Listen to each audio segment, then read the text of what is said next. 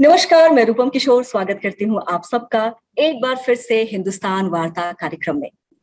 जैसा कि आप सभी जानते हैं कि ये कार्यक्रम डेडिकेटेड है स्वास्थ्य समस्या और उसके समाधान के ऊपर। हिंदुस्तान की ये कोशिश है कि हमारी दर्शकों को जो भी समस्या है उसका समाधान भारतवर्ष के ऐसे डॉक्टरों के माध्यम से मिले जिनके पास पहुंच पाना, अपॉइंटमेंट ले पाना और उनसे बात कर पाना थोड़ा मुश्किल होता है। कहते हैं हमारे जीवन का सबसे बड़ा धन क्या है? हमारे जीवन का सबसे बड़ा धन है हमारा स्वास्थ्य। एक स्वस्थ शरीर में ही एक स्वस्थ मन और स्वस्थ दिमाग का वास होता है। लेकिन अनफॉर्चुनेटली हमारे दिनचर्या, हमारा खान पान, मिलावट से बनी वस्तुओं के सेवन ने ये सारे कैलकुलेशन बिगाड़ दिए हैं। कहते हैं एक मिथ है कि कभी 50-60 साल जब आपका उम्र हो जाए उसके बाद कुछ ऐसी समस्याएं हैं जिसे हमें जूझना पड़ता है, लेकिन हमारे दिनचर्या ने सारे कैलकुलेशन को बिल्कुल पीछे छोड़ दिया है।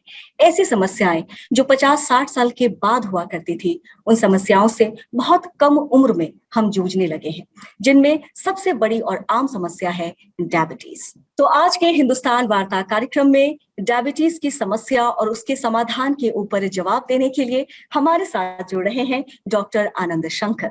आप consultant diabetes specialist, associate professor of medicine eight NS medical college and hospital, MD in General Medicine from PMCH Patna, Fellowship in Diabetes RSSDI। Doctor साहब, आपका हमारे इस कार्यक्रम में बहुत बहुत स्वागत है। धन्यवाद रूपम जी, आज हिंदुस्तान वार्ता में मुझे बुलाने के लिए और मधुमेह के ऊपर वार्ता करने के लिए आप लोग का बहुत बहुत धन्यवाद। Thank you so much sir, इतना कीमती वक्त आपने निकाला है। लेकिन हमारे जो सवाल जवाब होने वाले हैं, मैं आशा करती हूँ और मैं जानती हूँ कि हमारे दर्शक बहुत ध्यान से सुन रहे हैं डॉक्टर साहब, क्योंकि ये समस्या बहुत ही आम होती जा रही है और ये समझना बड़ा मुश्किल होता जा रहा है कि किस उम्र में हमें डायबिटीज होगा। तो सबसे पहले एक जो हमारा सबसे पहला सवाल है डॉक्टर साहब, कि कैसे पता चलता है कि आपका जो ब्लड शुगर लेवल है वो बढ़ चुका है या बढ़ गया है, कैसे पता चलता है? ये बहुत ही इम्पोर्टेंट क्वेश्चन है और शुरुआत में ही ये क्वेश्चन अपने आप में एक बताता है कि डायबिटीज को हम लोग कितना समझते हैं। डायबिटीज को जानना और डायबिटीज को समझना दो अलग अलग चीजें हैं। जो वर्ल्ड हेल्थ ऑर्गेनाइजेशन है वो ये कहता है कि डायबिटीज एक लाइफ स्टाइल डिसऑर्डर है। इसको डिजीज के जगह डिसऑर्डर कहना ज्यादा जरूरी है और ये खामोश हत्यारा है, ये साइलेंट किलर। इसका साइन सिम्टम बहुत देर से आता है। अब आप मान के चलिए, जो आपने पूछा कि कब होता है, पहले जब आज से 20 साल पहले हम लोग जब बात करते थे तो कहते थे जिनका उम्र 40 साल से ज्यादा हो गया है वो अपने शुगर का जांच कराएं और देखें कि डायबिटीज है कि नहीं। लेकिन अब ये उम्र घट के 20 साल और अब तो क्लिनिकल प्रैक्टिस में हम लोग 15 साल की उम्र के भी बच्चों में और महिलाओं में, लड़कियों में देख रहे हैं कि वो डायबिटीज है। तो साइन सिम्टम कोई भी ऐसा चीज जो अचानक शरीर में नॉर्मल से डिफर कर रहा है, जैसे कि अचानक किसी का आई साइट चेंज होने लगा, चश्मा बार बार बदलना पड़ रहा है, बार बार पेशाब में इन्फेक्शन हो रहा है, वजन कम हो रहा है, पेशाब ज्यादा लग रहा है, भूख ज्यादा लग रहा है, या स्किन में फोड़े फुंसी ज्यादा हो रहे हैं, चेहरे पे फोड़े फुंसी ज्यादा हो रहे हैं। तो ये सब साइन सिम्टम हो सकता है डायबिटीज का। लेकिन इसके बाद भी सिर्फ 20% लोग में ही डायबिटीज का क्लिनिकल क्लासिकल साइन सिम्टम, प्यास ज्यादा लगना, पेशाब ज्यादा होना और वजन कम होना होता है। 80% खामोशी से डायबिटीज बढ़ता रहता है और इसका सिर्फ एक ही उपाय है कि आप जांच करें और जांच करके पता करें कि मेरा शुगर लेवल क्या है। जी।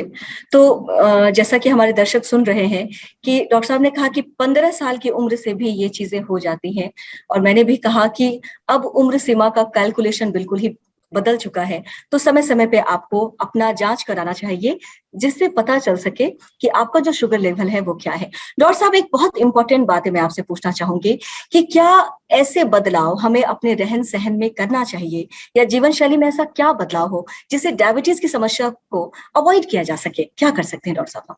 बिल्कुल, डायबिटीज की समस्या ने को हम लोगों ने अपने पास बुलाया है। डायबिटीज तो हम लोग को पहले से पता था, हमारे जो हमारे एंसेस्टर, जो हमारे वेदों में भी लिखा हुआ है कि हमें मधुमेह की समस्या हो सकती है, लेकिन किसको होती थी? लेकिन किसको होती? किसको होती थी? उनको होती थी जो एलिट क्लास थे, जिनका शारीरिक श्रम कम होता था और जिनके खाने में वसा और मीठा का मात्रा ज्यादा होते थे। ऐसे लोगों को हमारे पूर्वजों ने बोला है कि इनको मधुमेह होता है। अब हम लोग क्या हो गए? हम लोगों, ये जो भारत सब कॉन्टिनेंट है ना, इंडियन सब कॉन्टिनेंट है, ये बेसिकली लिबरल सब कॉन्टिनेंट है। हम लोग यहाँ पे हैं कि पूरे विश्व को खिलाएं, पूरे विश्व के लिए अनाज उपाएं। हम लेबर हैं, लेकिन लेबर का क्लास काम छोड़ के हम लोग अब ऑफिस में आ गए। हमारा शारीरिक श्रम कम हो गया, लेकिन खाना हम वही खा रहे हैं जो हमारे पूर्वज खा रहे थे। हमारे पूर्वज क्यों वैसा खाना खाते थे? क्योंकि उनको ज्यादा शारीरिक श्रम करने के लिए ऊर्जा और शक्ति की जरूरत थी, जो अब हम लोग को नहीं। अब हम लोगों ने उस खाने में क्या और ऐड कर लिया? हम लोगों ने उस खाने में जंक फूड को ऐड कर लिया, हाई कैलोरी फूड ऐड कर लिया, हाई कार्बोहाइड्रेट ऐड कर लिया, और हम लोगों का खाने का टाइमिंग गड़बड़ हो गया। हम लोग नाश्ता देर से करते हैं और डिनर भी देर से करते हैं। ये सब कारण है डायबिटीज होने के लिए। अब इसको आप रिवर्स कैसे करें? आप नाश्ता अच्छा कीजिए, दोपहर का खाना नाश्ता से कम होना चाहिए, रात का खाना सूर्यास्त से पहले होना चाहिए, खाने में वसा का मात्रा कम होना चाहिए, ऐसे चीज ज्यादा खाएं जिसमें रेशे वाली चीज हो, और सुबह और शाम को टहल। सबसे अच्छा व्यायाम टहलना है। टहलने से शरीर का हर एक मांसपेशी एक्टिव होता है। तो अगर हम सुबह और शाम में टहलें, आपको जान के आश्चर्य होगा, बनारस में आजादी के बाद सुबह में अखबार नहीं मिलता था, शाम में अखबार मिलता था। क्यों? कि सुबह में लोग टहलने जाते थे। हम लोगों ने उसको चेंज कर दिया। तो हम लोग ऐसे चीज को चेंज करते करते बीमारियों को अपने पास बुलाएं। अब ये रिवर्स तभी हो सकता है जब हम अपने लाइफ स्टाइल को चेंज करें, खान पान को चेंज करें और शारीरिक श्रम बढ़ाएं, मोटापा कम करें, तभी डायबिटीज से रोकथाम हो सकती है। तो बहुत ही सुंदर शब्दों में दर्शकों डॉक्टर साहब ने ये बताया कि कैसे हमने गलतियां की है और इस बीमारी को आमंत्रित किया है, और समाधान भी बताया है कि कैसे हम वापस अपनी चीजों को ठीक कर सकते हैं, सही कर सकते हैं। बड़े सुंदर शब्दों में समझाया डॉक्टर साहब, बहुत बहुत धन्यवाद। एक और बहुत इंपॉर्टेंट सवाल मेरे पास है। कहते हैं डायबिटीज के बारे में तो आजकल बच्चा बच्चा जानता है, और टाइप 1 टाइप 2 के बारे में लोग जानते हैं लेकिन कम जानते हैं। तो डॉक्टर साहब ये जानना चाहेंगे कि ये डायबिटीज में टाइप 1 टाइप 2 क्या है, क्या अंतर है, और भारतवर्ष में ज्यादातर आबादी में कौन सी टाइप मिलती है डायबिटीज की? बहुत धन्यवाद आपको ये क्वेश्चन पूछने के लिए, क्योंकि ये अपने आप में एक भ्रांति है। मरीज भी पूछता है कि हमको कौन सा प्रकार का डायबिटीज है। कौन? बिल्कुल बिल्कुल। देखिए, डायबिटीज को बेसिकली 2 भाग में बांटा गया। पहले हम लोग दूसरे नॉमेनक्लेचर में बोलते थे, अब टाइप 1 और टाइप 2। टाइप 1 डायबिटीज है जिसको बचपन से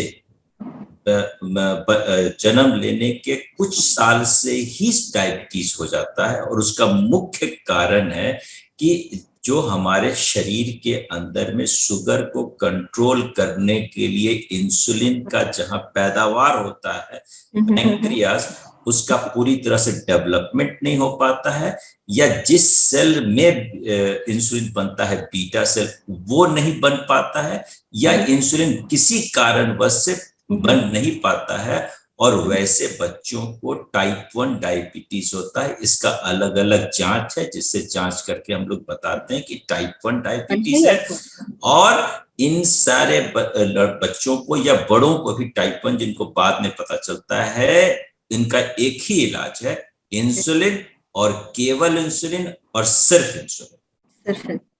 डायबिटीज टाइप 2 जो हमारे देश में सबसे ज्यादा है, जो 58% डायबिटीज हमारे देश में देखा जाता है, 90 से ज्यादा परसेंट डायबिटीज, वो टाइप 2 डायबिटीज है।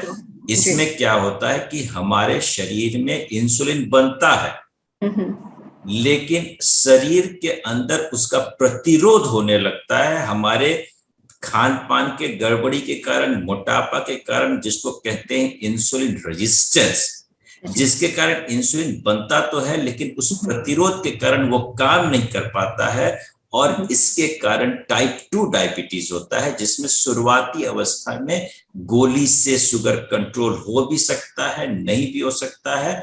कई बार इनको भी इंसुलिन देने का जरूरत पड़ता है गोलियों के साथ। और एक बहुत इंपॉर्टेंट टाइप है डायबिटीज का गर्भावस्था मधुमेह, जो प्रेगनेंसी के दौरान होता है। वो डायबिटीज पहले से नहीं होती, वो प्रेगनेंसी के दौरान उनका शुगर बढ़ जाता है। तो ये जनानी डॉक्टर लोग इसको जांच करके बताती हैं कि आपको गेस्टेशनल डायबिटीज है, गर्भावस्था डायबिटीज, और ये बहुत इंपॉर्टेंट है। जी जी जी। तो बहुत ही, मुझे लगता है ये समस्या डॉक्टर साहब बहुत आम है। मैंने ये पूछा नहीं था, लेकिन कई महिलाओं के ये मन में है कि गर्भावस्था के समय उन्हें डायबिटीज होती है और बेबी की डिलीवरी के बाद वो समस्याएं अपने आप ठीक हो जाती है। तो इस बारे में तो डॉक्टर साहब ने एकदम खुल के बताया कि क्या ये चीजें हैं। और डॉक्टर साहब ये भी जानना चाहेंगे, ये ओबेसिटी और डायबिटीज में क्या संबंध है, या कैसे इसको लेना चाहिए सब? चोर चोर मौसेरे भाई। अच्छा। दोनों एक ही चीज के दो पहिए, एक है तभी दूसरा है और दूसरा है तभी पहला। जी जी। देखिए, मोटापा जो हम लोग देखते हैं ऊपर से, शारीरिक मोटापा एक होता है ऊपर से दिखने वाला, और एक होता है अंदरूनी मोटापा। अंदरूनी मोटापा जो हमारे लीवर को बचाने के लिए, किडनी को बचाने के लिए उसके ऊपर एक फैट का कवर चढ़ा रहता है, हार्ट को बचाने के लिए कि क्राइसिस में उसको बचाए। इसको कहते हैं विजरल फैट। ये विजरल फैट हमारे हिंदुस्तानियों में जरूरत से ज्यादा एक्यूमुलेट हुआ है, और इसके कारण इंसुलिन रेजिस्टेंस हुआ है। और ये मोटापा पेट के एरिया में सबसे ज्यादा होता है हिंदुस्तानियों में, और इसके कारण इंसुलिन रेजिस्टेंस हुआ, जिसके कारण फैटी लीवर हुआ, जिसके कारण ट्राइग्लिसराइड बढ़ता है, और ये डायबिटीज कराता भी है, और डायबिटीज के मरीज को भी ये होता है। ये दोनों तरफ से घातक है।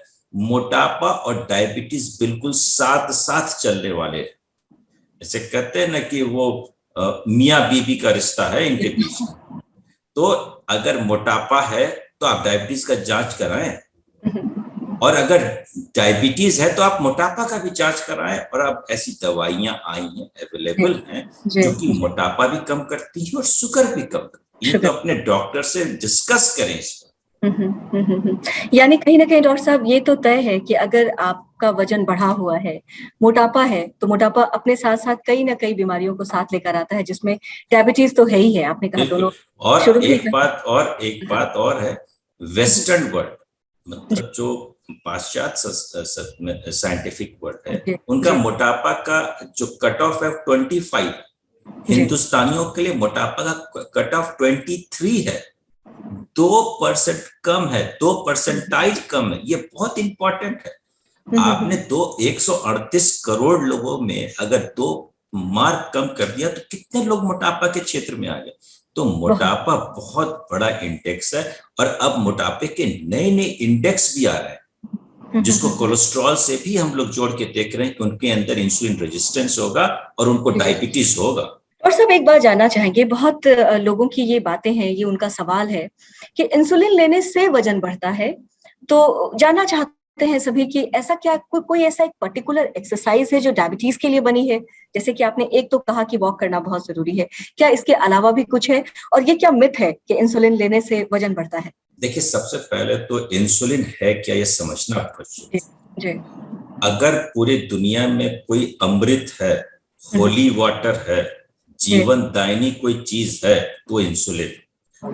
हम यहाँ बैठ के डिस्कशन कर रहे हैं, इसके लिए जो हम लोग को ऊर्जा आ रही है, ऊर्जा जो शुगर हमारे शरीर में बर्न हो रहा है, वो इंसुलिन के कारण बर्न हो रहा है। अगर इंसुलिन नहीं होता तो ऊर्जा भी नहीं होती। तो इंसुलिन एक हार्मोन है जो हमारे शरीर में बनता है पैंक्रियास के बीटा सेल में, जी, और जो भी हार्मोन होता है वो ग्रोथ कराता है, वो शरीर को बढ़ाता है। तो जो भी चीज बढ़ाएगा वो वजन भी बढ़ाएगा। तो ये बिल्कुल सही बात है कि इंसुलिन लेने से वजन बढ़ता है, लेकिन यहाँ पे हम चिकित्सकों का एक दायित्व होता है मरीज को समझाना, और मरीज का भी ये समझना बहुत जरूरी होता है कि इंसुलिन बहुत जरूरी है डायबिटीज के ट्रीटमेंट में, लेकिन उसके साथ आपको ऐसा एक्सरसाइज करना पड़ेगा कि आप वजन को भी कंट्रोल कर सकें। और इंसुलिन कोई टैबू नहीं है, कोई टैबू नहीं, लेकिन इंसुलिन देना जब जरूरी है तो लेना जरूरी है। और उसमें सबसे जरूरी है कि आप रेशेदार खाना ज्यादा खाएं, एक बार में पूरा खाना नहीं खाएं, बांट के खाएं, वसा वाली चीज कम खाएं, और कम से कम 50 मिनट, 40 से 50 मिनट रोज दिन वॉक करना है, ब्रिस्क वॉक करें। ब्रिस्क वॉक तेज चाल चलने का मतलब ये होता है कि जब आप चल रहे हो तो आप गपशप नहीं कर सकते। जैसे हम लोग यहाँ गपशप कर रहे हैं ना, तो जब हम ब्रिस्क वॉक करेंगे तो गपशप नहीं कर सकते। लेकिन आप जब भी ब्रिस्क वॉक करें तो अपने कार्डियोलॉजिस्ट से जरूर समझ लें कि भाई मुझे हार्ट की कोई ऐसी परेशानी तो नहीं है कि ब्रिस्क वॉक पे कोई दिक्कत हो या हार्ट की परेशानी पड़ जाए। वैसे सिचुएशन में हमारे रामदेव बाबा यहाँ बड़े काम आते हैं। अच्छा। रामदेव बाबा का जो बैठ के करने वाला एक्सरसाइज है, अनुलोम विलोम नहीं, बैठ के करने वाला, एक जगह स्टैटिक बैठ करके आप हाथ पैर का रेजिस्टेंस एक्सरसाइज कर सकते हैं, जो कि आपके वजन को भी कम करने में काम आएगा, मांसपेशी में मजबूती भी लाएगा, इंसुलिन रेजिस्टेंस भी कम करेगा, वजन को भी कम करेगा, और इंसुलिन रिक्वायरमेंट को भी कम करेगा। यानी 100 बात की एक बात तो है डॉक्टर साहब कि एक्सरसाइज तो आपको करना है, ये तो तय है कि आपको वॉक करना है, एक्सरसाइज करना है, इसके बिना कोई भी दवा और जो आपका खान पान है वो काम नहीं आएगा। और 40 से 50 मिनट आपने कहा, तो ये सुबह शाम 40 से 50 मिनट जो भी डायबिटीज के पेशेंट हैं उनको ये करना है। और खान पान की समस्या तो आपने बताई है। डॉक्टर साहब, और भी कोई ऐसी बात जो हमारे दर्शक अभी यहाँ देख रहे हैं उनसे आप कहना चाहेंगे, डायबिटीज को, जो डायबिटीज के पेशेंट है वो भी, जो नहीं है वो भी, कुछ कहना चाहेंगे डॉक्टर साहब आप? देखिए, जो नहीं है वो अपना नंबर जाने, know your number. Know your number का मतलब है कि आप अपने बीपी का नंबर जाने कि आपके बीपी का नंबर क्या है। जी। आप आधार नंबर, पैन नंबर देखते हैं ना, जी, जी, उसी तरह से ये नंबर भी जानना जरूरी है। आप अपने शुगर का नंबर देखें कि मेरा फास्टिंग शुगर का नंबर क्या है, बीपी शुगर का नंबर क्या है। तो जो नहीं है उनके लिए ये जरूरी है। और बीएमआई, बॉडी मास इंडेक्स 23 से कम है कि अगर 23 से ज्यादा है मतलब वो मोटापा के घेरे में आ रहे हैं और वजन कम करने उनके लिए जरूरी है। तो ये 3 नंबर बात जानना बड़ा जरूरी है, बीपी, शुगर और बीएमआई। ये तो जो नहीं है उनके।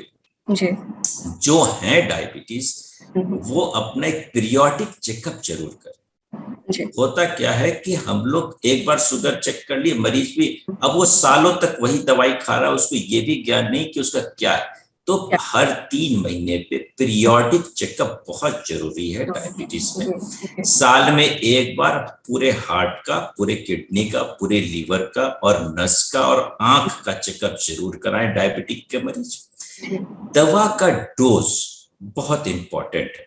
दवा का डोज ऑप्टिमम होना चाहिए। जब ऑप्टिमम हम वर्ड यूज करते हैं दवा के लिए, इसका मतलब है कि खाली पेट का शुगर, दवा के जो डायबिटिक के मरीज है, खाली पेट का शुगर 100 से कम रहे, खाने के बाद दवा के साथ, दवा के बिना कभी जांच नहीं कराए, दवा के साथ खाने के बाद का शुगर 140 से कम रहे, 3 महीने का HbA1c अगर हो सके तो 6.5, नहीं तो 7 से कम तो जरूर रहे। ये बहुत जरूरी है। अब हम ऐसे प्रदेश में रहते हैं जहां आम और लीची तो घर घर में होता है, घर में होता तो है।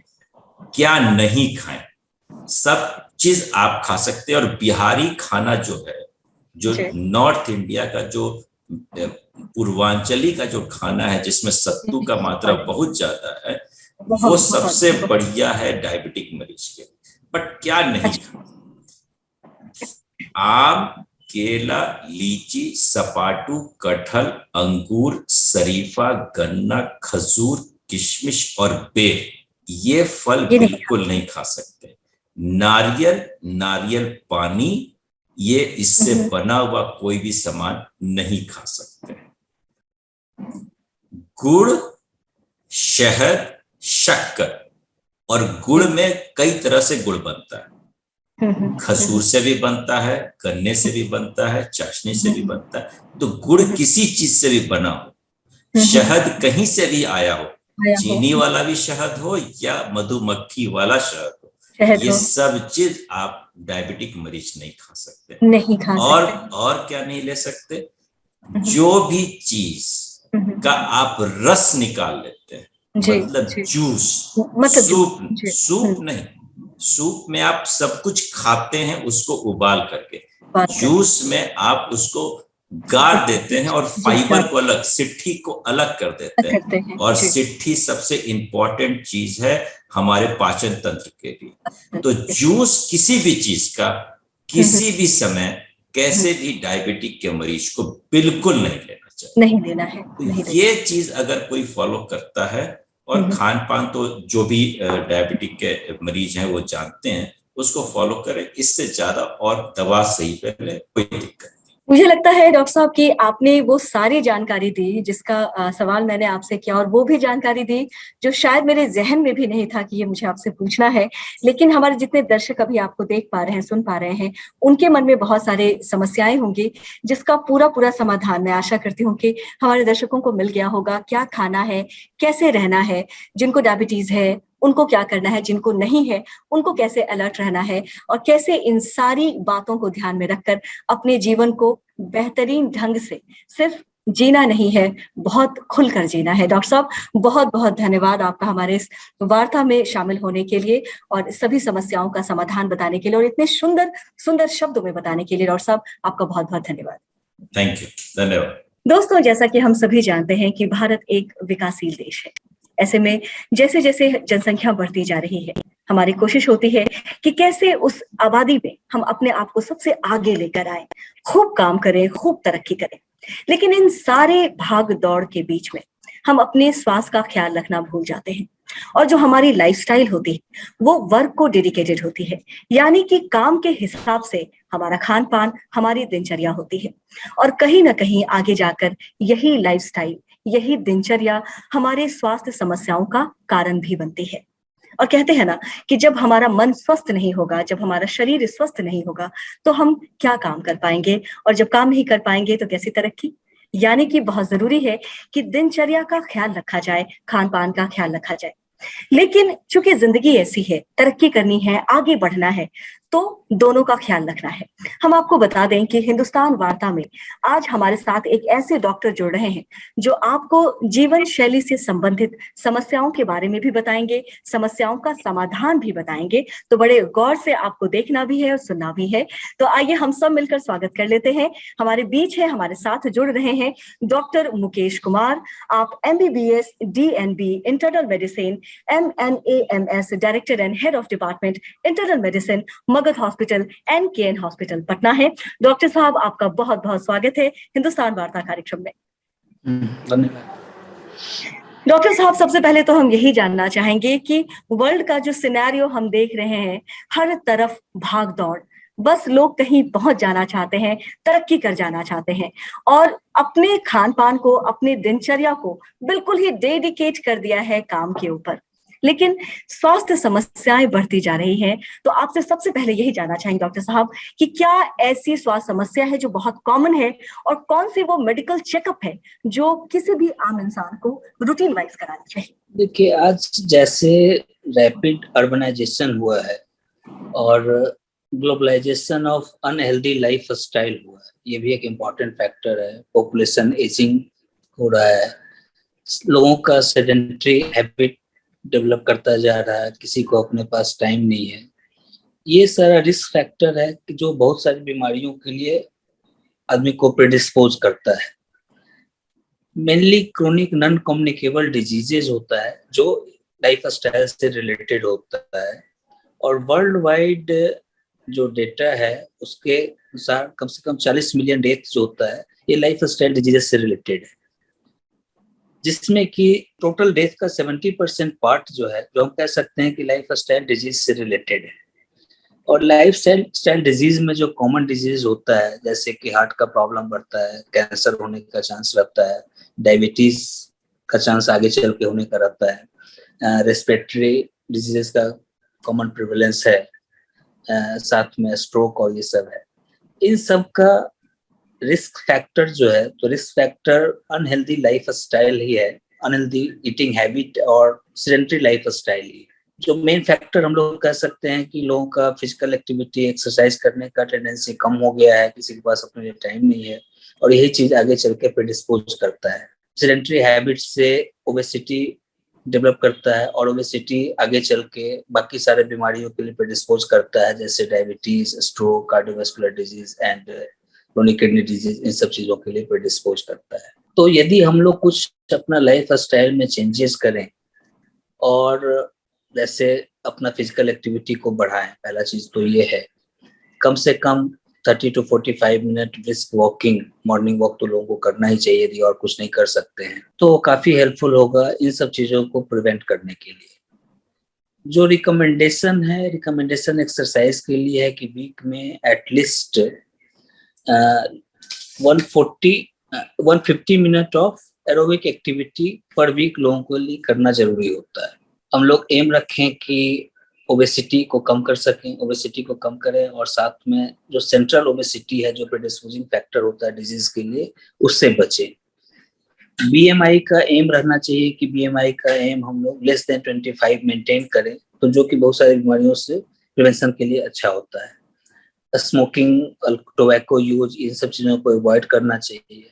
अल्कोहल का यूज को भी मिनिमाइज करना चाहिए। साथ में बाहर का खाना और ये सब जंक फूड, ये सब है, जितना अवॉइड कर सके वो अच्छा है, और यही सब आगे आपके लिए हेल्पफुल होगा कि डिजीज को डेवलप करने से प्रिवेंट करेगा। कई लोगों में जेनेटिक प्रीडिस्पोजिशन भी होता है, जिसके चलते भी आगे चल के डिजीज होने का चांसेस बढ़ जाता है, तो उसके लिए भी रेगुलर चेकअप तो करना ही चाहिए, रेगुलर चेकअप कराते रहना चाहिए कि हमें अर्ली डिटेक्ट कर सकें और उसको अर्ली ट्रीट कर सकें। डॉक्टर साहब, जैसे आपने कहा कि रेगुलर चेकअप कराना चाहिए, तो वो क्या ऐसे चेकअप हैं, क्या उनका नाम है? मुझे लगता है दर्शक सभी जानना चाहते होंगे, बिकॉज कुछ समस्याएं तो सबकी जिंदगी में है सर। देखिए, जो रूटीन ब्लड टेस्ट हम लोग कहते हैं कि रूटीन ब्लड टेस्ट में जैसे हीमोग्लोबिन हो गया, किडनी फंक्शन टेस्ट हो गया, लीवर फंक्शन टेस्ट हो गया, शुगर हो गया, लिपिड प्रोफाइल हो गया, थायराइड हो गया, तो ये सब कॉमन टेस्ट है। आफ्टर 40 तो हर एक आदमी को साल में एक बार तो कम से कम कराना ही चाहिए। कुछ स्पेशल टेस्ट उन लोगों के लिए रिकमेंडेड है जो जिनका फैमिली हिस्ट्री है या कैंसर से रिलेटेड या कोई जेनेटिक डिजीज का हिस्ट्री है, उनमें कुछ टेस्ट हम लोग रिकमेंड करते हैं, लेकिन वो केस डिसाइड होता है, वो सबके लिए एप्लीकेबल नहीं है।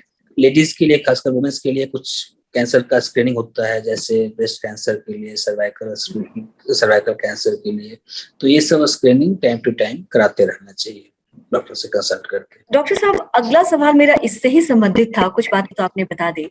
कहते हैं जो फैमिली हिस्ट्री है वो कहीं ना कहीं हमारे जीवन शैली को प्रभावित करती है, स्वास्थ्य समस्याओं को भी प्रभावित करती है। कई बार कहते हैं ऐसे बहुत सारे डिजीज हैं, आपका जो खान पान है वो ठीक है भी, लेकिन चूंकि फैमिली हिस्ट्री है तो आप में या आपके किसी जनरेशन में किसी फैमिली मेंबर को वो होना है, तो वो कितना सच है सर? और फैमिली हिस्ट्री, हेल्थ हिस्ट्री कितना हमको प्रभावित करती है? देखिए, बहुत सारा डिजीज होता है जो कि रिलेटेड होता है फैमिली और जेनेटिक हिस्ट्री से।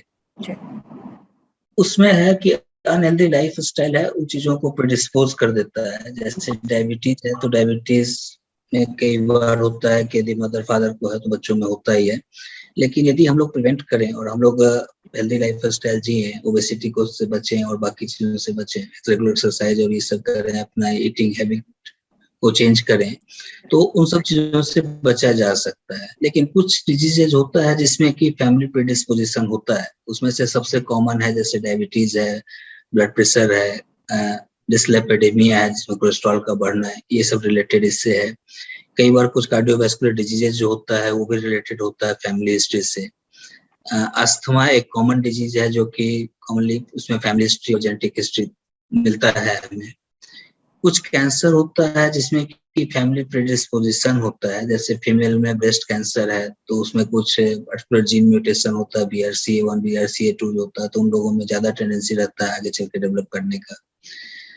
सर्वाइकल कैंसर और कोलोरेक्टल कैंसर में भी फैमिली हिस्ट्री और जेनेटिक हिस्ट्री का रोल होता है। कई बार कुछ होता है कंजेनाइटल हार्ट डिजीज होता है तो बच्चों में डेवलप करता है, यदि मदर कुछ ऐसा मेडिसिन यूज करती है प्रेगनेंसी के टाइम में और खासकर फर्स्ट ट्राइमेस्टर में, तो बच्चों में कुछ कंजेनिटल हार्ट डिजीज डेवलप होने का चांस रहता है। वो smoking, alcohol plus drug history से रिलेटेड है। कुछ वायरल इन्फेक्शन भी यदि फर्स्ट ट्राइमेस्टर प्रेगनेंसी में होता है तो वो प्रेडिस्पोज करता है आगे चल के बच्चों में कंजेनिटल हार्ट डिजीज के लिए। इन सब का प्रिवेंशन का वही है कि यदि हमें पता है कि हमारे फैमिली में ये हिस्ट्री है तो हमें अलर्ट रहना चाहिए, और हमें लगे कि कहीं भी कोई सिम्टम से किसी चीज से रिलेटेड आ रहा है तो उसको नेग्लेक्ट नहीं करना चाहिए और रेगुलर अपना स्क्रीनिंग और टेस्ट कराते रहना चाहिए। बिल्कुल, और मुझे लगता है डॉक्टर साहब कि ये भी देखा जाता है कि कुछ बीमारियां जिनको हुई तो वो शरीर बहुत अच्छे से उनके शरीर ने झेल लिया, और किन्हीं का शरीर उस बीमारी को नहीं झेल पाया। जैसे कि एक बहुत बड़ी समस्या से पूरा विश्व कहते हैं आप निकल कर आ रहा है, कोविड जैसी समस्या सब अनसीन है, बिल्कुल एक ऐसी समस्या जो सडन हमारे सामने आई। लेकिन हमने ये देखा सर कि एक ही परिवार के 5 सदस्यों में किसी के शरीर ने अच्छा रिस्पॉन्ड किया, वो बीमार हुए, वापस ठीक हो गए, बड़ी जल्दी ठीक हो गए। इम्यूनिटी कहीं ना कहीं मैटर करती है, और किन्हीं का शरीर झेल ना पाया। तो क्या कहना चाहेंगे सर कि हमें कैसे अपने आप को इस तरह की बीमारियों से, जो पता नहीं कब होने वाला है सर, हर दिन कुछ ना कुछ नया सुनने को आ रहा है, हो रहा है, तो कैसे हम अपने शरीर को, अपने दिमाग को इन चीजों के लिए तैयार रख सकते हैं सर? क्या तैयारी हमारी होनी चाहिए? देखिए, कोविड ने तो खैर बहुत बुरा लेसन दिया लोगों के लिए, और अब तो हम लोग ये कर सकते हैं कि लाइफ को डिफाइन कर सकते हैं, प्री कोविड और पोस्ट कोविड करके डिफाइन कर सकते हैं। बॉडी के इम्यूनिटी का बहुत इंपॉर्टेंट रोल रहा, और इस पूरे एपिसोड में हम लोगों ने देखा कि जिनका इम्यूनिटी अच्छा था और जिनका लाइफ स्टाइल ठीक था, जिनका एक्सरसाइज कैपेसिटी था, ये सब चीज था, तो वो लोग इजिली कोप कर पाए और इससे निकल पाए। कई लोग जो अनहेल्दी लाइफ स्टाइल से पहले से चल रहा था और साथ में इम्यूनिटी भी उनका वीक था, अदर कोमॉर्बिड इलनेस था, उनके लिए निकलना मुश्किल हो गया था। हम लोगों ने यहाँ भी देखा कि 100+ के पेशेंट भी हैं जो सर्वाइव किए कोविड में, और 30 में भी पेशेंट का डेथ हुआ है। तो हर आदमी का शरीर तो अलग होता ही है, लेकिन हम लोग ये कर सकते हैं कि अपना इम्यूनिटी को तो स्ट्रांग रखें, और उसके लिए कुछ रेगुलर सप्लीमेंट का जरूरत होता है, तो रेगुलर सप्लीमेंट उसके लिए लेते रहे।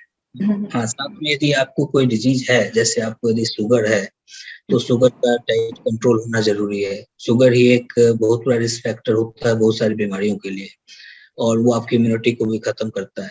तो लेकिन यदि आप उसको कंट्रोल रखते हैं तो आप बहुत सारी चीजों से बच सकते हैं और बहुत सारी चीजों में अच्छे से फाइट कर सकते हैं। कई बार डॉक्टर साहब ये मानते हैं लोग कि हमने खान पान बहुत अच्छा रखा है, बहुत बैलेंस डाइट ले रहे हैं, हमें किसी भी प्रकार के सप्लीमेंट की जरूरत नहीं है। ये कितना सच है डॉक्टर साहब? नहीं, देखिए, खान पान से सब चीज तो नहीं मिलता है, बहुत सारा चीज होता है कि माइक्रोन्यूट्रिएंट और मिनरल्स ये सब का रिक्वायरमेंट होता है जो हमारा सिर्फ डाइट से पूरा नहीं हो सकता है, तो उसके लिए सप्लीमेंट लेना जरूरी होता है। कुछ लोगों के लिए जैसे है कि प्रोटीन का रिक्वायरमेंट ज्यादा होना चाहिए, कार्बोहाइड्रेट का कम होना चाहिए, तो उस तरफ से डाइट को बैलेंस करना भी जरूरी होता है। डॉक्टर साहब, जैसा कि हम अभी आज के दिन में सारे लोग जूझ रहे हैं, गर्मी दिन प्रतिदिन बढ़ती ही जा रही है, और खासकर लॉकडाउन के बाद हम जो मौसम का बदलाव देख रहे हैं वो अपने आप में एक नया अनुभव दे रहा है। और खासकर आजकल हम गर्मियों के सीजन में कैसे अपने आप को रखें, क्या खान पान हमारा हो, किस तरह से अपने आप को बचा कर रखें और इस मौसम को बिल्कुल मजबूती से इस मौसम का सामना कर पाए, क्या करना चाहिए डॉक्टर साहब? देखिए, अभी का टाइम जो होता है, हॉट और ह्यूमिड इन्वायरमेंट जो होता है, ये बैक्टीरिया और वायरस के ग्रोथ के लिए बहुत फेवरेबल ग्राउंड रहता है, और इस टाइम में समर रिलेटेड डिजीजेस का होने का चांसेस बढ़ जाता है। समर रिलेटेड डिजीजेस में जो कॉमन चीज हम लोग देखते हैं, जैसे फूड पॉइजनिंग, एक्यूट गैस्ट्रोएंटेराइटिस, ये काफी कॉमन है। फूड पॉइजनिंग का भी कारण वही होता है कि यदि आप बाहर का फूड लेते हैं या कंटामिनेटेड फूड लेते हैं तो उससे होने का चांस होता है। तो इस टाइम में जरूरी है कि आप हाइजीन का भी ध्यान रखें, बाहर का चीज भी अवॉइड करें, और घर पे भी यूज करें तो फ्रेश फूड लें और फ्रेश फ्रूट्स एंड वेजिटेबल्स लें। फ्रूट्स भी यदि आप लेते हैं वो देर से कटा हुआ है तो उसको अवॉइड करना चाहिए, तो उससे प्रिवेंशन ही आपको इन सब चीजों से बचा सकता है। तो एक तो ये हो गया। अभी के टाइम में कंजंक्टिवाइटिस भी काफी कॉमन है, तो आई जो एक्सपोज होता है ड्राई एयर से और इंक्रीज एक्सपोजर होता है अल्ट्रावायलेट रेज से, तो उससे कंजंक्टिवाइटिस डेवलप करने का चांस रहता है। तो इसमें है कि हम लोग यदि धूप में निकलते हैं तो सन ग्लासेस यूज करें, हैंड हाइजीन का ध्यान रखें, आपको भी पानी से धोते रहना चाहिए बीच में। वायरल डिजीजेस लाइक मीजल, मम्स, ये सब भी काफी कॉमन होता है इस डिजीज में, इस सीजन में।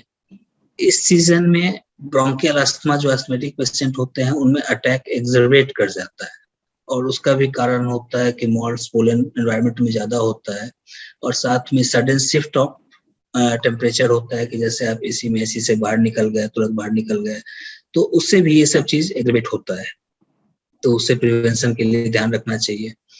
इसके अलावा जो सबसे कॉमन चीज है heat exhaustion and heat stroke, जो अभी धूप के चलते होता है, उससे बचना जरूरी है। और इस टाइम में सबसे इम्पोर्टेंट है कि प्रोलॉन्ग सन एक्सपोजर को अवॉइड करें, विगरस फिजिकल एक्टिविटी नहीं करना है, एक्सरसाइज भी करना है तो लाइट एक्सरसाइज करें, बाहर जाए तो लूज क्लॉथ पहने, ये भी इम्पोर्टेंट है। डार्क कलर क्लॉथ जो होता है वो हीट को ज्यादा एब्जॉर्ब करता है, तो उससे भी ये जरूरी है कि आप लूज भी पहने और साथ में लाइट कलर का क्लॉथ यूज करें। ये सब चीजें, हाइड्रेशन मेंटेन करना चाहिए, हाइड्रेशन बहुत इंपॉर्टेंट पार्ट होता है कि हाइड्रेशन एटलीस्ट लोगों को टारगेट रखना चाहिए कि 10 से 12 ग्लास पानी तो हमें पीना ही पीना है। तो ये सब चीज मेंटेन करेंगे तो बहुत सारी चीजों से बच सकते हैं। नहीं डॉक्टर साहब, बहुत छोटी छोटी हमारे जिंदगी से जुड़ी ऐसी बातें हैं जिसका ध्यान रख के बहुत बड़ी बड़ी समस्याओं से बचा जा सकता है। बिकॉज ये जो जितनी बातें आपने ये सारी बातें बताई, हम दिनचर्या में ये सोचना ये समझना भूल जाते हैं। बिल्कुल सुबह उठते हैं और काम को बस ध्यान में रखते हुए काम करते चले जाते हैं, लेकिन बहुत छोटी छोटी बात, पानी पीना है, हाथ साफ रखना है, आंख बार बार धोना है, मतलब ये छोटे छोटे, कटे हुए फल बहुत देर तक रखे हुए हो तो ना खाना है, ये छोटी छोटी बातों का ध्यान रख के हमारे दर्शकों बहुत सारी समस्याओं से बचा जा सकता है, तो इसका ख्याल जरूर रखें। डॉक्टर साहब, एक और बहुत इंपॉर्टेंट बात आपसे जानना चाहेंगे, हमारे दर्शक भी जानना चाहेंगे।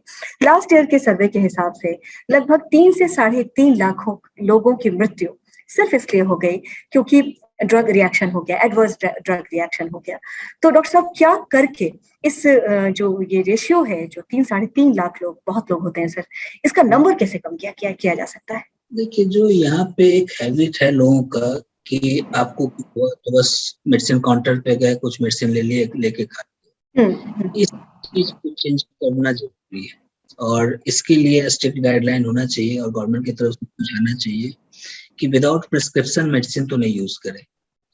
और यहाँ पे ये चीज अक्सर होता है कि लोग अपने आप ट्रीट करते हैं और केमिस्ट से ट्रीट करता है, जो आरएमपी होते हैं वो लोग ट्रीट करते हैं, और इसका रिजल्ट आगे चल के खराब होता है। जहां तक ड्रग रिएक्शन का चीज है कि यदि आपको किसी चीज से ड्रग रिएक्शन होता है तो उसमें है कि आपको डिले नहीं करना चाहिए, इमीडिएटली डॉक्टर को कंसल्ट करना चाहिए और उसके हिसाब से ट्रीटमेंट कराना चाहिए। लोगों को ये भी ध्यान रखना चाहिए, एक अपना वो हिस्ट्री हमेशा अपने साथ रखना चाहिए कि यदि पहले किसी चीज से ड्रग से एलर्जी हुआ है या किसी से रिएक्शन हुआ है तो उससे दोबारा होने का चांस रहता है, तो वो हमेशा अपने ध्यान में रखें, अपने डॉक्टर को भी बताएं कि ये ड्रग हमें अवॉइड करना है, तो वो एक लिस्ट रहना चाहिए लोगों के पास। लेकिन ये है कि अपने आप ट्रीटमेंट करने से बचना चाहिए। मुझे लगता है डॉक्टर साहब कि इसके पहले कि आपसे विदा लें, हम ये जरूर जानना चाहेंगे सर कि हमारे जितने दर्शक हैं वो क्या ऐसी बात है जो आप उनके साथ जाने से पहले शेयर करना चाहेंगे सर? कि बस सबसे इम्पोर्टेंट चीज है कि आपको हेल्थ को इम्पोर्टेंस देना है, अपने आप को इम्पोर्टेंस देना है, और अपना डेली रूटीन को ऐसे एडजस्ट करना है कि आप अपने लिए टाइम निकाल सकें, प्रॉपर एक्सरसाइज कर सकें, प्रॉपर डाइट लें, टाइम पे डाइट लें, और एडिक्वेट रेस्ट भी जरूरी है। इसका भी ध्यान रखना है कि आजकल लेट नाइट और ये सब जो काम करते हैं, तो 6 to 8 आवर का स्लीप भी जरूरी है। और सबसे ज्यादा यही ध्यान रखना है कि हम ठीक रहेंगे तो कभी सब चीज ठीक रहे। जी जी जी।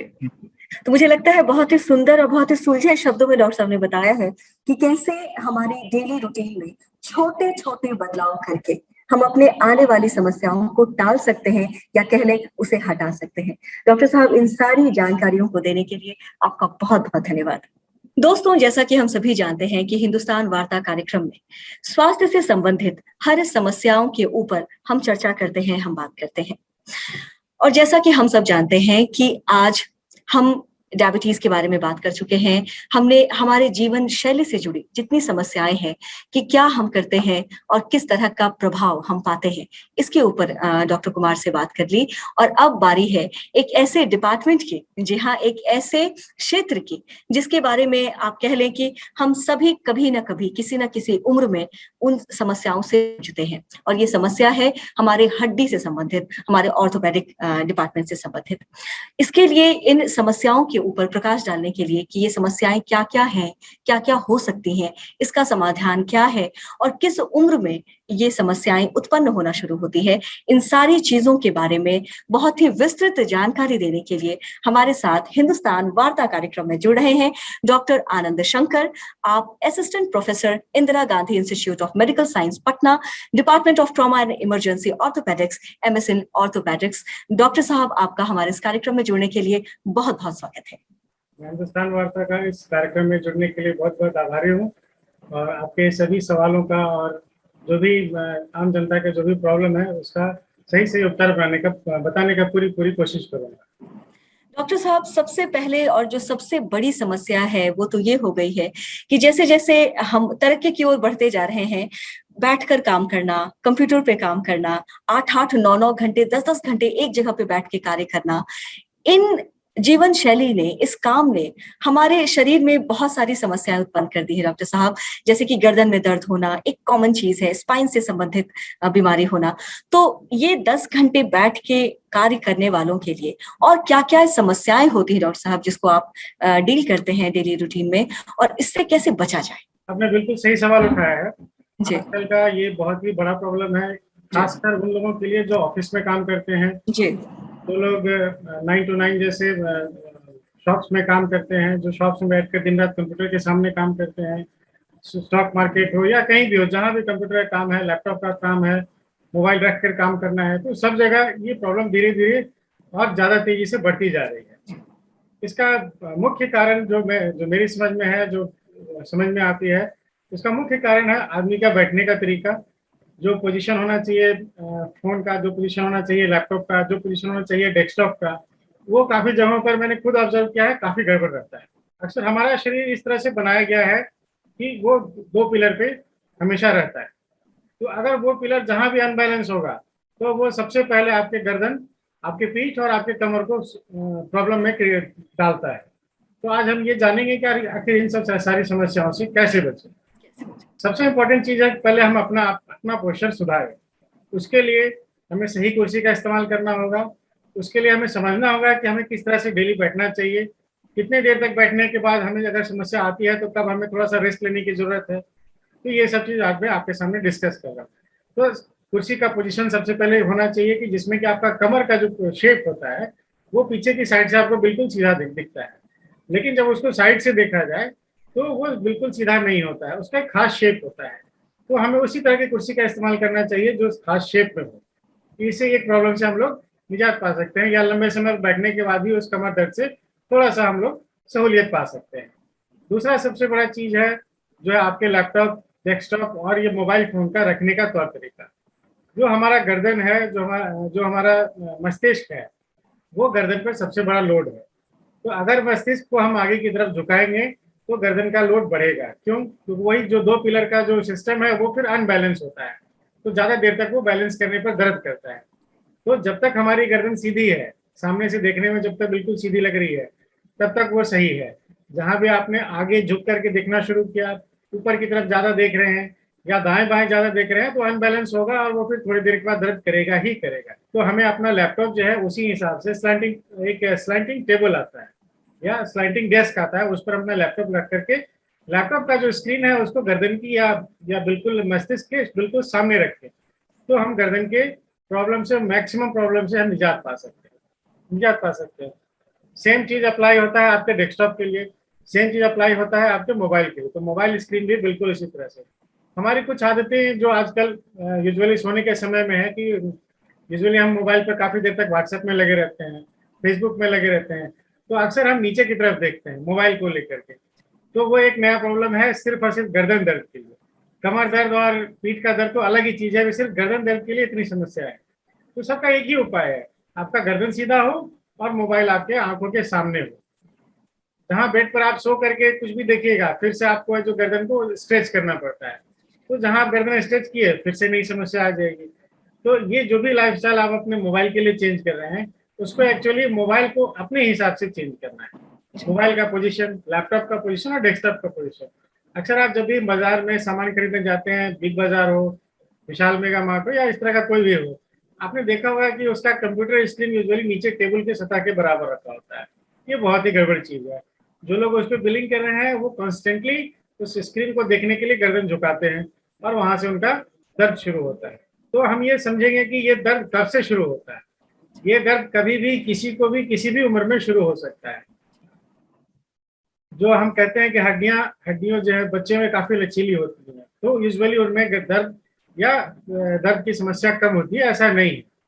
लचीलापन होने के बावजूद भी आजकल जो भी खान पान से लेकर हर एक चीज में जिसमें जितनी मिलावट देखी जा रही है, दूध की शुद्धता की जांच की जाती है, दूध का पाउडर लोग इस्तेमाल करते हैं। जो बच्चे शुरू से अपने माँ का दूध नहीं पी पाते हैं, जिनको दूध का पाउडर पिलाया जाता है, या फिर जिनको सही दूध सही मात्रा में दूध नहीं पी पाते हैं, आजकल के बच्चे भी आप कितना भी कोशिश करें वो दूध नहीं पीना चाहते हैं। तो ये सब चीजों से भी धीरे धीरे प्रॉब्लम जो है स्पाइन, स्पेशली स्पाइन का प्रॉब्लम बहुत तेजी से बढ़ता जा रहा है। तो ये हमने एक बात बताई जिसमें कि आपको शुद्धता की जांच, दूध जो भी आप खाते पीते हैं उसकी शुद्धता पर या उसके बैलेंस डाइट पर, जो आप पहले सर ने बताया, ऑलरेडी डॉक्टर मुकेश ने बताया कि उस पर हम लोगों को बहुत अच्छी तरीके से ध्यान रखना है।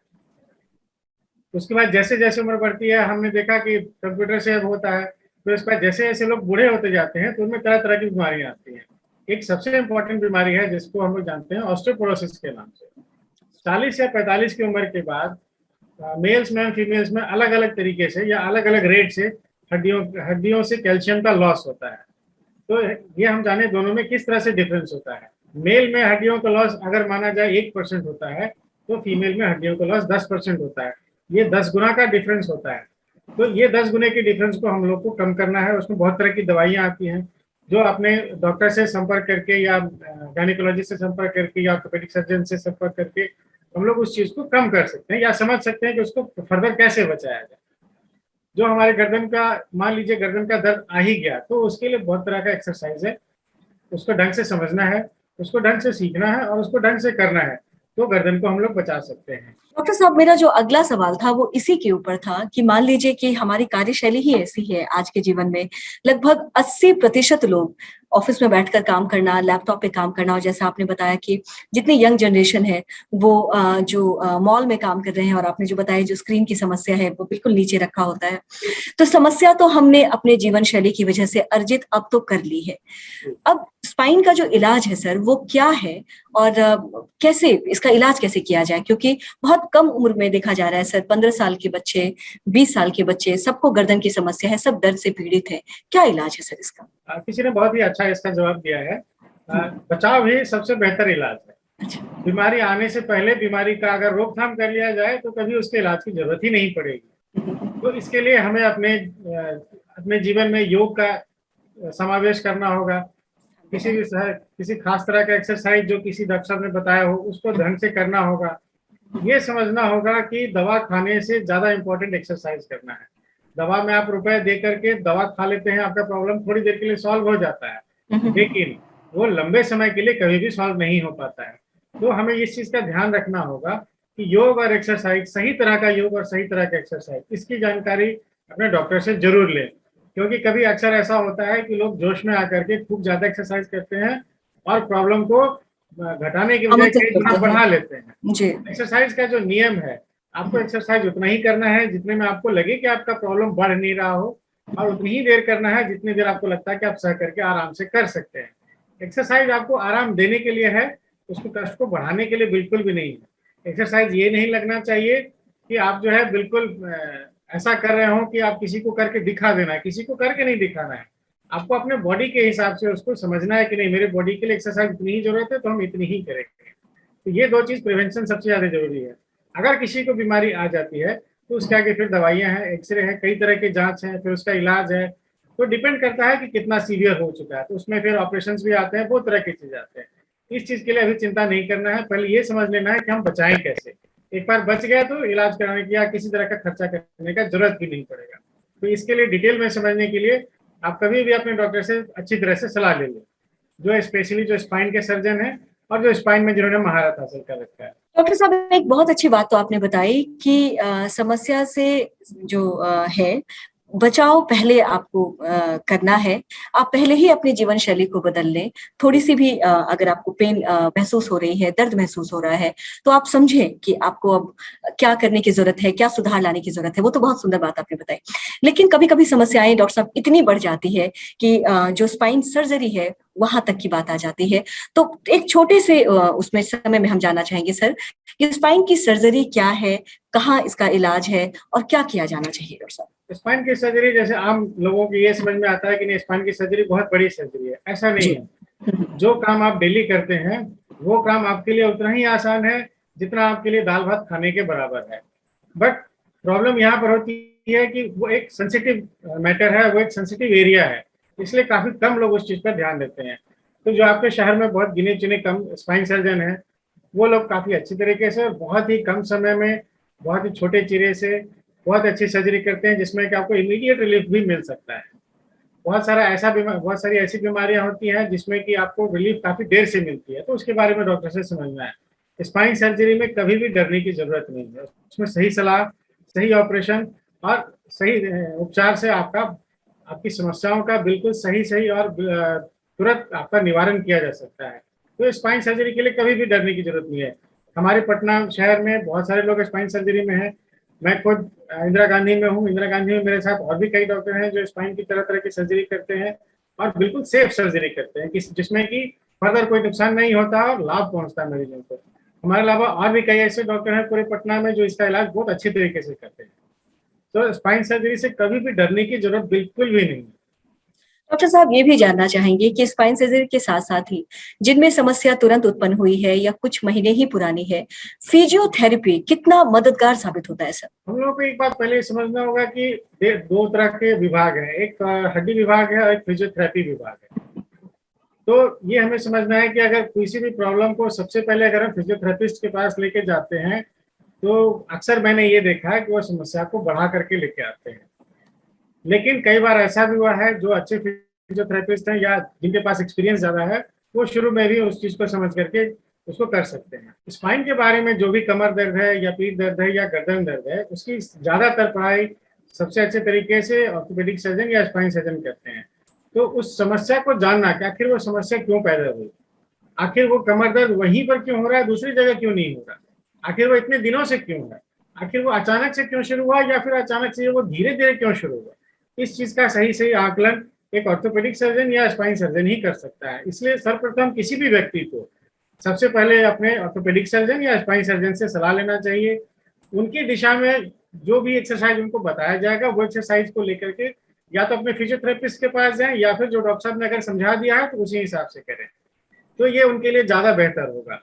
मैं किसी खास डिपार्टमेंट के अगेंस्ट नहीं बोलता, लेकिन फिर भी आपको ये अगर स्टेप बाय स्टेप फॉलो करेंगे तो आपके लिए हमेशा लाभदायक हो। डॉक्टर साहब, जाते जाते मैं आपसे ये जरूर पूछना चाहूंगी कि खैर कितना भी हम कोशिश करते हैं, लेकिन चूंकि दिनचर्या ऐसी है, कार्यशैली ऐसी है कि हमें बैठ के काम तो करना ही है। लैपटॉप के बिना आज के डेट में सर 90% वर्क नहीं हो पा रहे हैं।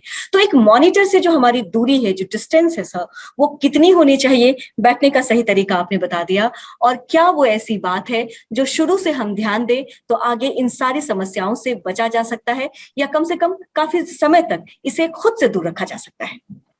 बिल्कुल सही सवाल है आपका। इस बात को मैंने पहले भी कहा, फिर से दोहराऊंगा और बार बार दोहराऊंगा कि आपके लैपटॉप की, आपके मोबाइल की दूरी या आपके डेस्कटॉप की दूरी आपके स्क्रीन के साइज के हिसाब से होनी चाहिए। अगर आप मोबाइल है तो नजदीक से ही देखिए, लेकिन जो सबसे इम्पोर्टेंट चीज है वो आपका गर्दन सीधा होना चाहिए, आपका सिर जो है एकदम बिल्कुल नाक की दिशा में बिल्कुल स्ट्रेट होना चाहिए। तो आपको बिल्कुल समस्या एकदम कम होगी या नहीं के बराबर होगी। या अगर आपको बहुत ज्यादा देर तक बैठना है तो कोशिश कीजिए कि जब भी दर्द आपका शुरू होने वाला हो या शुरू होने लगा कि शुरू हो रहा है तो आप 2 मिनट का ब्रेक ले लीजिए, थोड़ा सा उठ के इधर उधर गए, घूम फिर के फिर 2 मिनट के अंदर आके बैठ गए।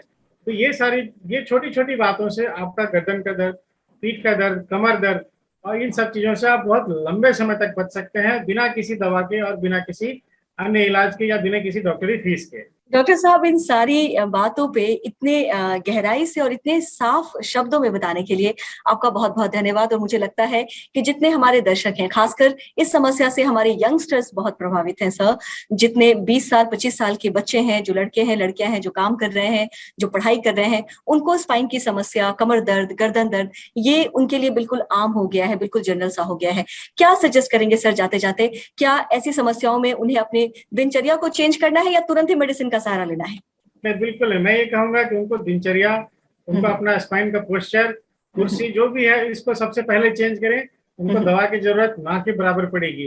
अगर कोई पहले से ही समस्या आ चुकी है या हड्डियों में कुछ तरह की कोई समस्या आ चुकी है तब तो मेडिसिन के अलावा कोई उपाय नहीं है। लेकिन जो आज के स्टूडेंट हैं जो पढ़ने में इतने मशगूल हैं कि कहीं भी पढ़ लेते हैं, छत पे बैठ के पढ़ लेंगे, पंखा पर उल्टा लटके पढ़ लेंगे, लेकिन पढ़ेंगे जरूर।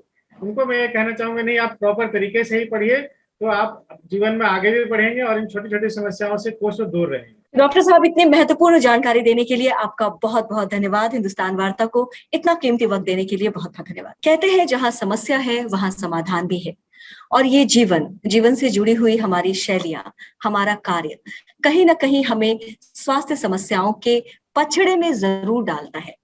हालांकि हम सभी कोशिश करते हैं कि अच्छा खान पान हो, दिनचर्या अच्छी हो, एक्सरसाइजेस अच्छी हो, लेकिन कभी ना कभी कुछ ना कुछ गलतियां हमसे होती है, और कभी कभी कहते हैं फैमिली बैकग्राउंड भी होता है।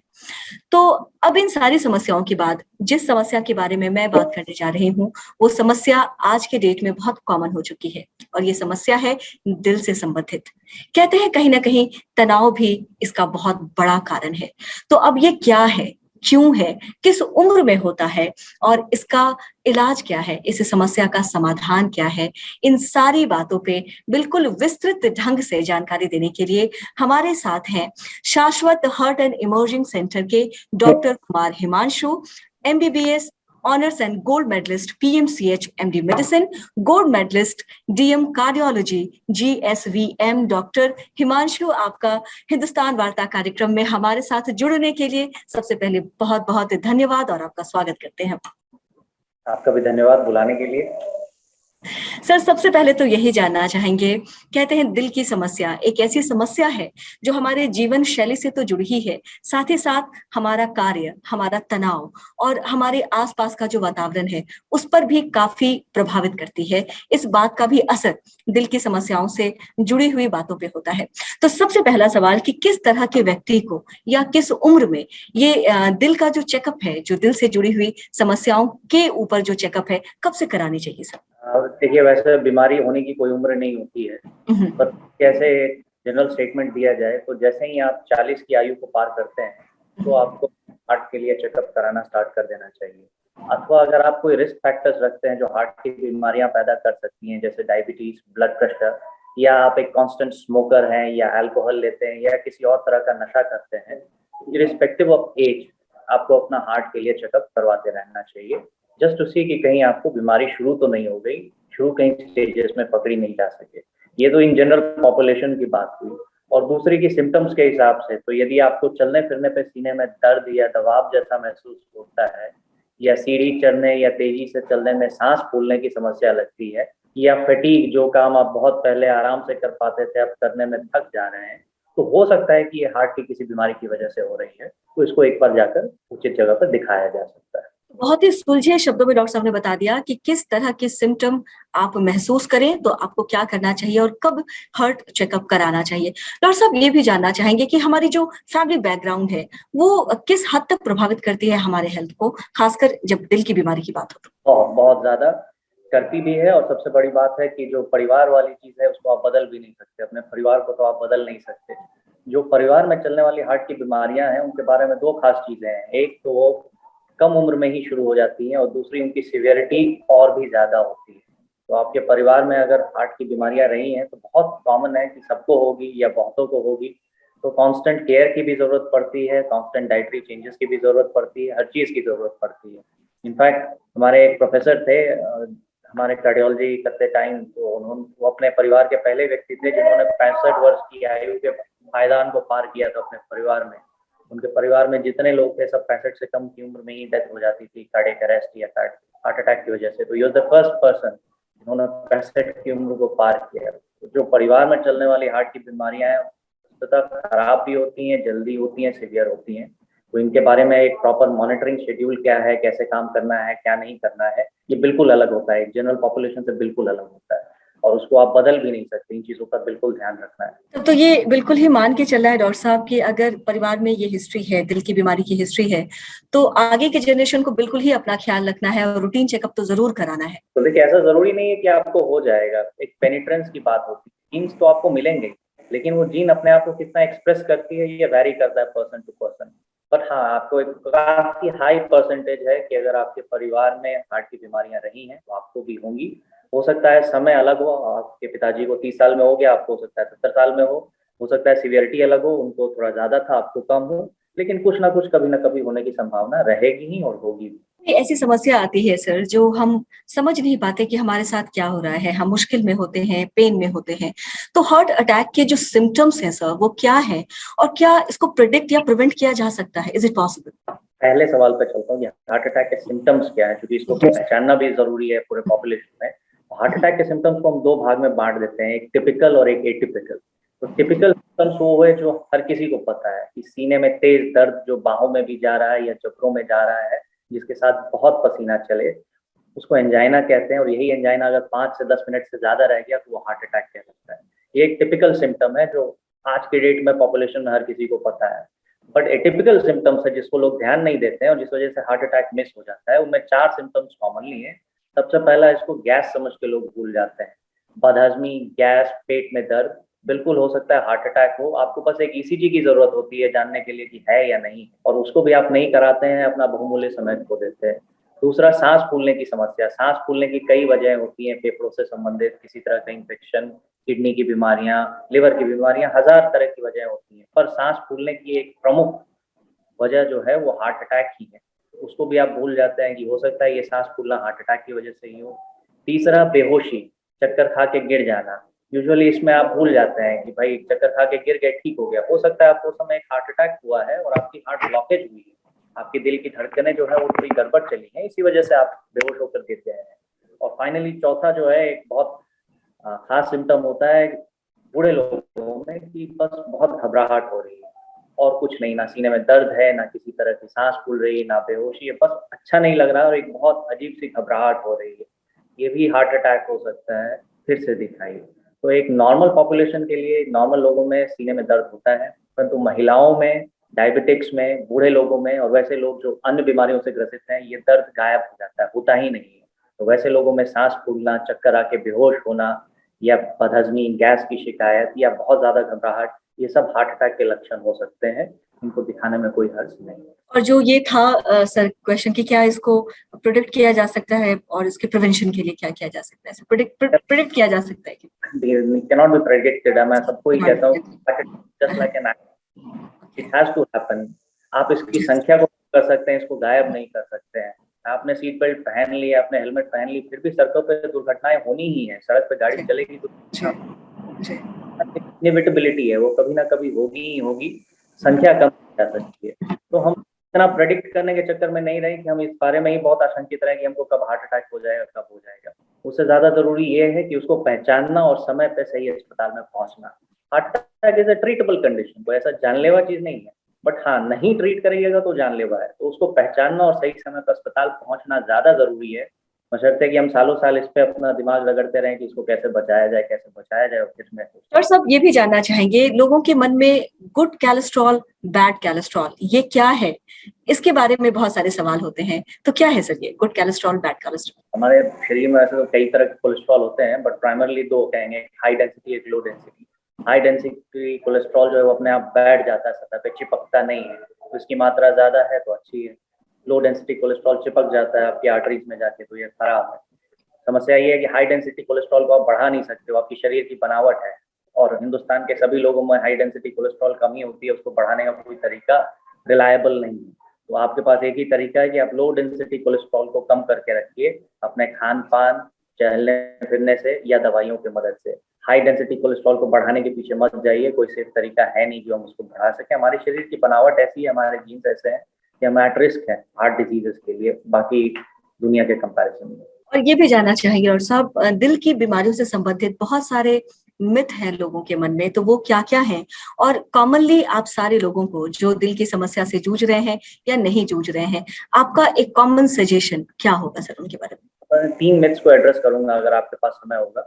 सबसे पहले ये है कि टाइमिंग को लेकर, actually it's not a myth, लोगों को पता ही नहीं है कि हार्ट अटैक का जो भी बेस्ट ट्रीटमेंट होता है वो टाइमली एंजियोप्लास्टी होती है, कि जिस समय आपकी ब्लॉकेज हुई है उसी समय उसको खोल दिया जाए 6 से 12 घंटे के अंदर, तो आपके हार्ट की जो फंक्शन की डिटोरिएशन होती है हार्ट अटैक से वो बच जाती है, आप कंप्लीटली रिकवर करते हैं।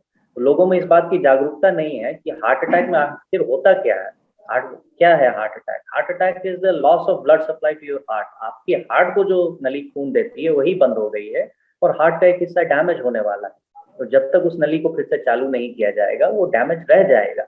और मान लीजिए आपने दवाइयां करा ली और आप खुश हो गए कि भाई हम जिंदा बच गए, तो बीमारी गई कहीं नहीं है, जो हिस्सा डैमेज हुआ है वो कुछ महीने में हार्ट फेलियर के तौर पे आपके सामने आएगा। तो सबसे पहला मिथ ये है कि आप दवाइयों से हार्ट अटैक का इलाज कंप्लीटली कर सकते हैं। नहीं, you need to go to a cardiologist. आपको जाना है कैथ लैब इनेबल सेंटर पे, देखना है कि एंजियोप्लास्टी या बाईपास की जरूरत तो नहीं है इन एवरी हार्ट अटैक। सिर्फ इसलिए नहीं कि हार्ट अटैक का इलाज, बल्कि आगे के। और इसी से जुड़ा दूसरा मिथ है जो आजकल यूट्यूब पर बहुत पॉपुलर हो रखा है, एक नेचुरल बाईपास करके कुछ लोगों ने भ्रांति फैला रखी है कि हम बिना एंजियोप्लास्टी और बिना बाईपास किए ही हार्ट की नलियां खोल देते हैं। बहुत सारी तरीके होते हैं और लोग इस भ्रम में इतने पड़ते हैं कि इलाज पे इलाज कराए जाते हैं।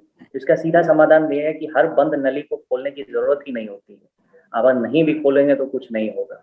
जब तक आपकी तकलीफ इतनी ज्यादा नहीं है कि आपको हार्ट अटैक जैसी समस्याएं पैदा हो रही हैं, तब तक आपको किसी तरह की एंजियोप्लास्टी या बाईपास की जरूरत ही नहीं होती है। आप आराम से दवा पे रहिए, आपको किसी और चीज की जरूरत नहीं होती।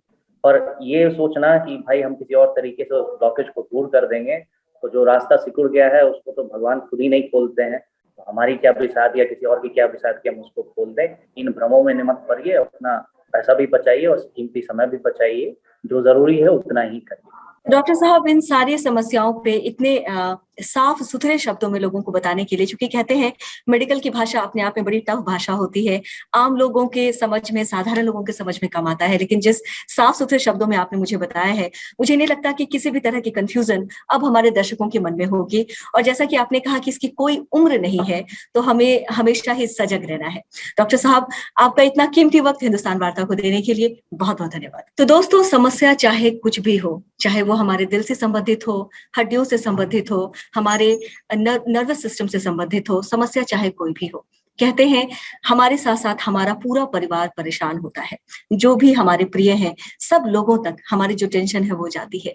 तो कहीं ना कहीं खुद को स्वस्थ हम रखेंगे तो ही हम अपने परिवार को, अपने मित्रों को, सबको खुश रख सकते हैं। तो बहुत जरूरी है कि हम खूब काम करें, खूब तरक्की करें, खूब आगे बढ़ें, लेकिन अपने आप का ख्याल रखते हुए, यानी कि स्वास्थ्य का ख्याल रखते हुए। और हिंदुस्तान की ये पहल है, ये कोशिश है कि आपको आए दिन होने वाले हर समस्या से, यहाँ तक कि जो बड़ी समस्याएं हैं उनसे भी रूबरू कराए, और समस्याओं का समाधान क्या है वो भारतवर्ष के जितने भी बेहतरीन डॉक्टर हैं उनके द्वारा समाधान आप तक लेकर आए। और हम आशा करते हैं कि हमारे इस प्रयास में हम कुछ हद तक सफल हो पा रहे हैं। तो फिलहाल मुझे दीजिए इजाजत, मिलेंगे हिंदुस्तान वार्ता के अगले सेशन में। तब तक के लिए नमस्कार।